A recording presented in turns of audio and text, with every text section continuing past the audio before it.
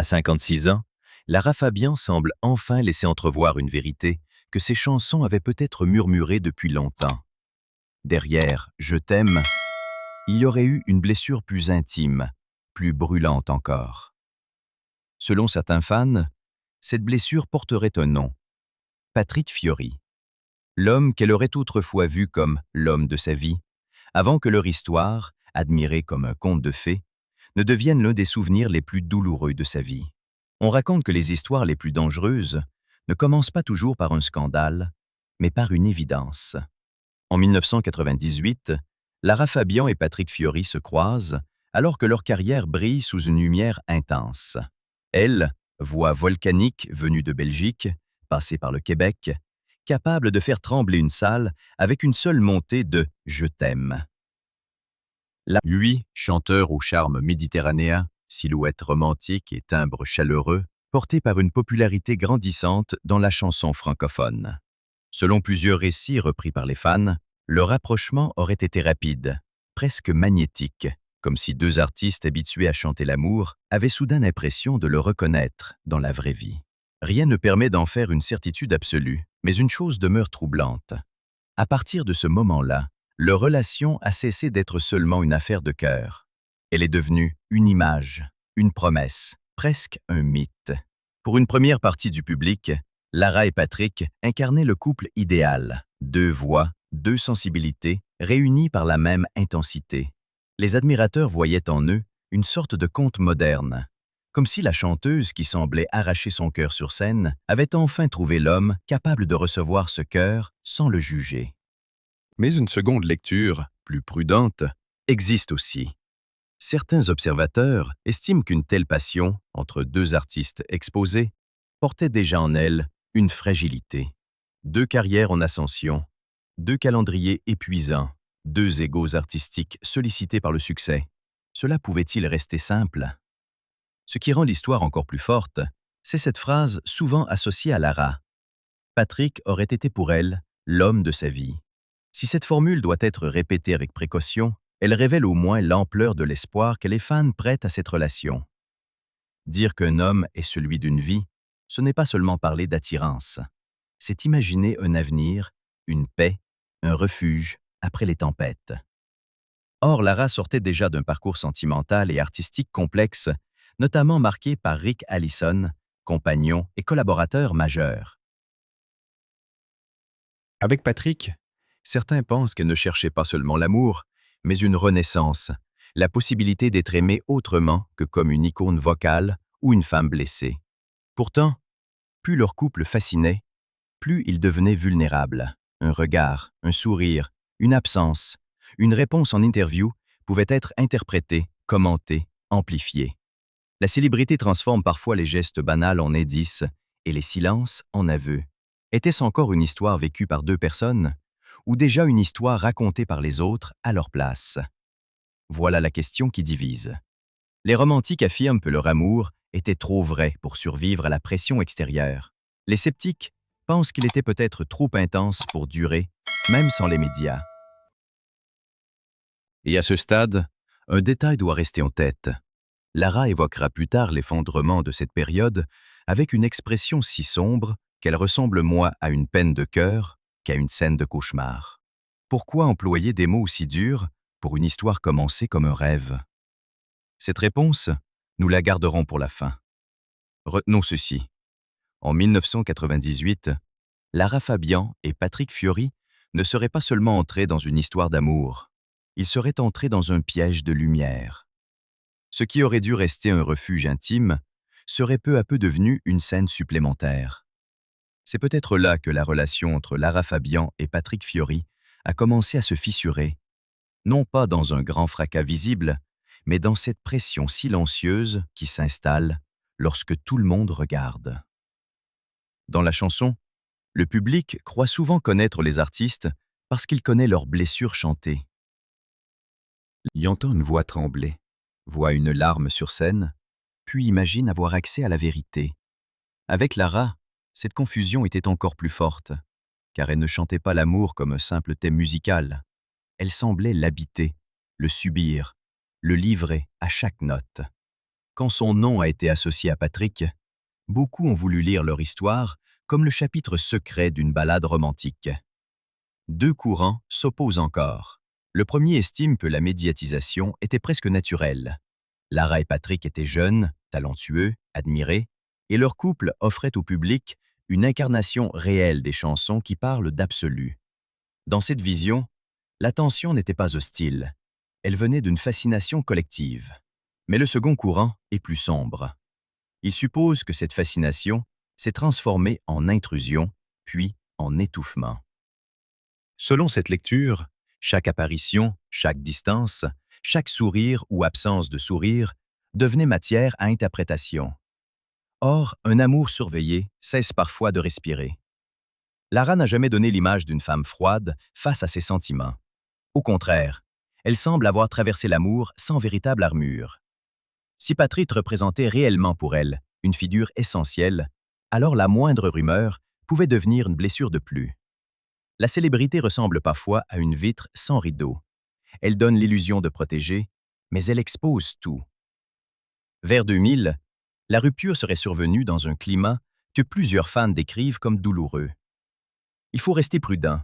Aucune analyse ne doit transformer une douleur privée en accusation contre l'un ou l'autre. Mais l'idée qui revient souvent est celle d'une fin qui n'aurait rien eu de lisse. Pas une séparation de façade, pas un communiqué élégant. Plutôt l'effondrement de rêves devenus trop bruyants. Pour Lara, la blessure aurait été double. Perdre un amour, mais aussi sentir que cet amour avait été dévoré par le regard extérieur. C'est là qu'un élément profond apparaît. Avant Patrick, Lara avait déjà connu avec Rick Allison une relation fondatrice. Leur séparation avait laissé un vide particulier parce qu'elle touchait à la fois au cœur et à la musique. Si Patrick a été perçu comme une chance de recommencer, son départ a pu réveiller des fragilités plus anciennes. Les admirateurs disent souvent que Lara transforme ses cicatrices en chansons. Mais avant de devenir de l'art, une cicatrice est une plaie. Et une plaie exposée à la curiosité publique met longtemps à se refermer. À l'extérieur, il y avait les lumières, les salles pleines, les sourires professionnels, la carrière qui continuait. À l'intérieur, selon l'hypothèse défendue par de nombreux fans, il y aurait eu une femme épuisée, obligée de donner sa voix, pendant qu'une partie d'elle-même se taisait. Voilà le contraste troublant. Le public applaudissait une artiste debout, sans forcément voir la femme qui apprenait peut-être, derrière le rideau, à survivre à un chapitre devenu public malgré elle. C'est ici que l'histoire prend une tournure irréelle. Après la rupture avec Patrick Fiori, Lara Fabian ne disparaît pas. Elle continue de monter sur scène, de chanter, de sourire, de faire ce que les artistes font quand leur vie intérieure se brise. Tenir debout devant les autres. Mais selon de nombreux admirateurs, cette période aurait laissé des traces visibles, même lorsque Lara tentait de garder le contrôle. Il ne s'agit pas d'affirmer qu'une seule relation aurait provoqué toutes ces fragilités, car la vérité d'une vie ne se réduit jamais à un nom. Pourtant, plusieurs observateurs voient dans l'enchaînement de ces séparations, d'abord avec Rick Allison, puis avec Patrick Fiori, une accumulation difficile à porter. Rick n'était pas seulement un amour passé, il était aussi un partenaire artistique, lié à son identité musicale. Patrick, lui, aurait représenté l'espoir d'un autre chapitre, plus instinctif, plus flamboyant. Quand cet espoir s'est effondré, certains fans estiment que Lara n'a pas seulement perdu un homme, elle aurait perdu l'idée qu'un amour puisse la protéger. Puis arrive ce moment que beaucoup considèrent comme l'un des plus bouleversants de sa carrière. Au début des années 2000, sur scène, alors qu'elle semble submergée par l'émotion, le public ne se contente plus d'écouter, il intervient. Là où elle chantait « Je t'aime », des voix s'élèvent et lui répondent « On t'aime ». 3 mots seulement, mais 3 mots capables de renverser la solitude d'une artiste entière. Ce n'est plus une performance, c'est une scène de survie. D'un côté, certains y voient la preuve que Lara Fabian était arrivée au bord de l'épuisement, comme si le corps et le cœur refusaient de porter davantage. De l'autre, d'autres préfèrent y lire un moment de communion rare, presque sacré, où le public aurait rendu à la chanteuse l'amour qu'elle lui donnait depuis des années. Les deux lectures peuvent coexister, et c'est ce qui rend cette image si puissante. Imaginez la scène. Une femme connue pour sa voix immense se retrouve, l'espace d'un instant, incapable de porter seule le poids de sa propre chanson. Et ce sont des milliers d'inconnus qui prennent le relais, comme pour lui dire qu'elle n'est pas abandonnée. Pour beaucoup, ce moment explique pourquoi Lara Fabian n'a jamais été perçue comme une star distante. Elle ne chantait pas depuis une tour d'ivoire, elle chantait depuis une blessure ouverte. Ce que les caméras captaient, ce n'était pas seulement une note tenue ou une larme sous les projecteurs. C'était peut-être la collision entre la femme privée et l'icône publique. Et c'est là que le récit devient plus délicat. Certains fans ont voulu relier directement cette fragilité à Patrick Fiori, comme si tout partait de cette rupture. Mais une analyse responsable impose de nuancer. Lara traversait une période complexe, faite d'amour, de séparation, de fatigue, de pression médiatique et d'exigences professionnelles. Patrick aurait pu être une pièce majeure du puzzle, mais pas forcément l'unique cause. Ce qui est certain, c'est que cette histoire a pris dans l'imaginaire collectif une dimension presque mythologique. Le conte de fées avait laissé place à une scène où le public devait consoler la princesse. Et la question reste suspendue. Quand Lara a entendu « On t'aime », a-t-elle compris que l'amour qu'elle cherchait dans une seule personne existait peut-être, autrement, dans la foule entière? Après les tempêtes sentimentales, Lara Fabian semble avoir cherché autre chose que la passion qui brûle. Elle aurait cherché une paix qui ne dévore pas. C'est dans cette lecture que l'arrivée de Gabriel Di Giorgio prend une place particulière. Magicien de profession, Gabriel apparaît aux yeux de fans comme l'inverse du tumulte. Moins exposé, plus discret, presque protecteur. Leur mariage en 2013 est souvent présenté comme un tournant, non pas parce qu'il efface les histoires passées, mais parce qu'il ouvre un chapitre plus calme. Là encore, deux interprétations circulent. Pour certains admirateurs, Gabriel serait l'homme qui a permis à Lara de croire de nouveau à une forme d'amour stable après les blessures associées à Rick Allison, à Patrick Fiori et à la surveillance médiatique. Pour d'autres, il serait surtout le symbole d'une maturité nouvelle. Lara n'aurait pu chercher l'intensité tragique, mais une présence capable de rester quand les projecteurs s'éteignent. Cette nuance évite de transformer les hommes de sa vie en personnages trop simples. Patrick n'est pas forcément le méchant de l'histoire, pas plus que Gabriel ne serait un sauveur parfait. Mais dans le récit public, Gabriel représente un abri. Et cet abri prend tout son sens lorsqu'un événement glaçant frappe Lara la même année. En 2013, après un problème technique sur un plateau de télévision, la chanteuse est victime de ce qui a été décrit comme un choc auditif. Puis, selon les récits rapportés, une nouvelle exposition sonore sur scène aurait aggravé la situation. Pour n'importe qui, ce serait terrifiant. Pour une chanteuse comme Lara Fabian, c'est presque impensable. Perdre la capacité d'entendre correctement sa propre voix, c'est comme demander à un peintre de travailler dans l'obscurité. Certains fans parlent de cette période comme du moment où Lara aurait pu tout perdre, sa carrière, son équilibre et cette partie d'elle-même née pour la musique. Elle doit annuler des concerts, se retirer, accepter une forme de silence forcé, et ce silence devient plus violent que le bruit qu'il a provoqué. Lara l'a décrit comme une épreuve infernale, et l'image est forte. Une femme qui a consacré sa vie aux vibrations, aux nuances, au souffle, se retrouve face à la peur de ne plus entendre le monde comme avant. Dans cette période, Gabriel aurait été, selon l'image qu'en retiennent les admirateurs, une présence essentielle. Non pas spectaculaire, mais constante. Celle qui ne demande pas à l'artiste d'être héroïque tous les jours. C'est peut-être cela, le vrai contraste avec l'histoire Patrick Fiori. Avec Patrick, les fans projettent un amour de feu, intense, exposé, presque impossible à protéger. Avec Gabriel, ils projettent un amour de maison, de patience, de soins quotidiens. Mais un détail rend cette chronologie poignante.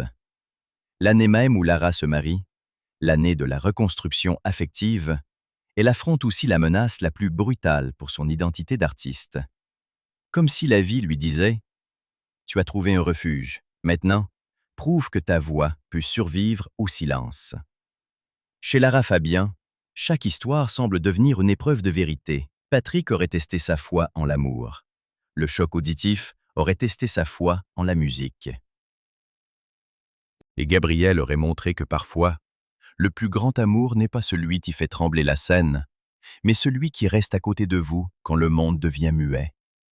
Mais derrière les histoires d'amour, derrière Patrick Fiori, Rick Allison, Gabriel Di Giorgio et les projecteurs, il existe une douleur plus silencieuse encore, celle d'une fille qui regarde sa mère s'éloigner sans partir. Lara Fabian, de son vrai nom Lara Sophie Cathy Crockart, est née en Belgique, dans un mélange de racines belges et italiennes qui a façonné sa sensibilité.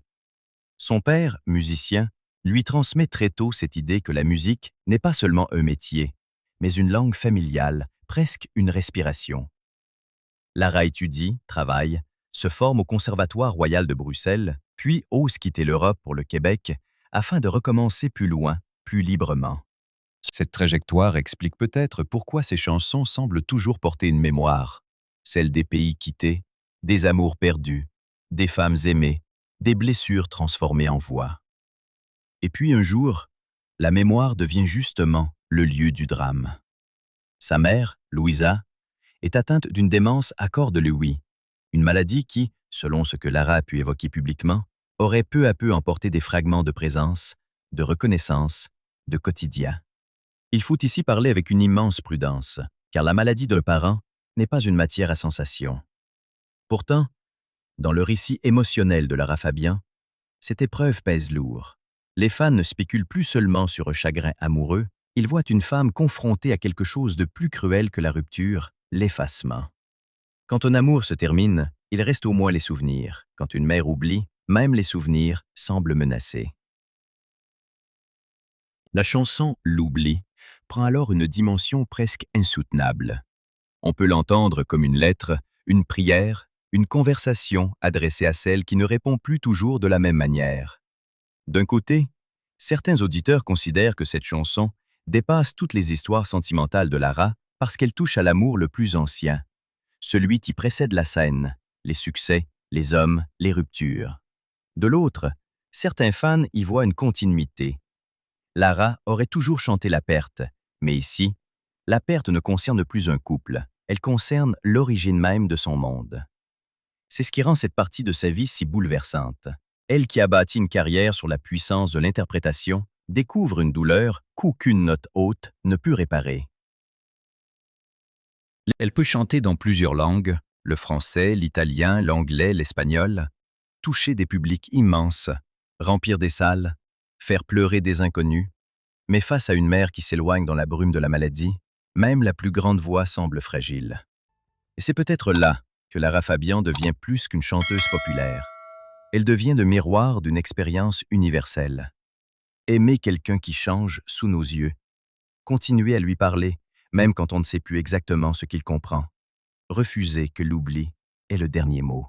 Cette douleur familiale éclaire aussi indirectement l'histoire avec Patrick Fiori. Certains disent que Lara a toujours cherché dans l'amour un lieu où déposer son intensité. Mais la vie lui aurait appris que rien n'est totalement à l'abri, ni la passion, ni la voix, ni même la mémoire. Alors quand elle chante, ce n'est pas seulement une artiste qui interprète. C'est une femme qui tente de sauver quelque chose du temps. Alors à 56 ans, qu'aurait vraiment avoué Lara Fabian à propos de Patrick Fiori? La formule fait frissonner, mais elle doit être maniée avec prudence. Aucun récit sérieux ne permet de prétendre qu'elle aurait livré une accusation définitive contre lui. Ce qui semble plutôt émerger au fil des années, c'est une vérité émotionnelle. Cette histoire aurait été l'un des chapitres les plus intenses et les plus douloureux de son parcours. Pas parce qu'elle aurait été plus longue que les autres, mais parce qu'elle serait arrivée au moment où Lara croyait peut-être encore qu'un amour absolu pouvait tout réparer. C'est ici que deux lectures s'affrontent. La première, portée par les romantiques, dit que Patrick Fiori a été le grand amour manqué, l'homme qui aurait fait battre son cœur d'une manière particulière, mais que la pression médiatique, les carrières et la curiosité publique auraient fini par étouffer leur lien. Dans cette version, personne n'est coupable. C'est le monde autour d'eux qui aurait rendu leur bonheur impossible. La seconde lecture est plus analytique. Elle suggère que leur passion était peut-être trop incandescente pour durer, trop nourrie par l'idéal, trop exposée à la projection. Quand deux artistes habitués à chanter l'amour se rencontrent, aiment-ils la personne réelle ou l'image que cette personne réveille en eux? La question dérange.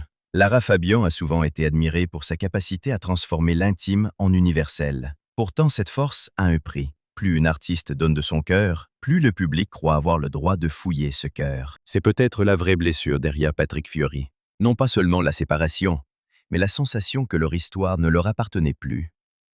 Chaque regard était interprété, chaque silence devenait suspect, chaque rumeur ajoutait une couche à la douleur. Et voici le détail annoncé plus tôt.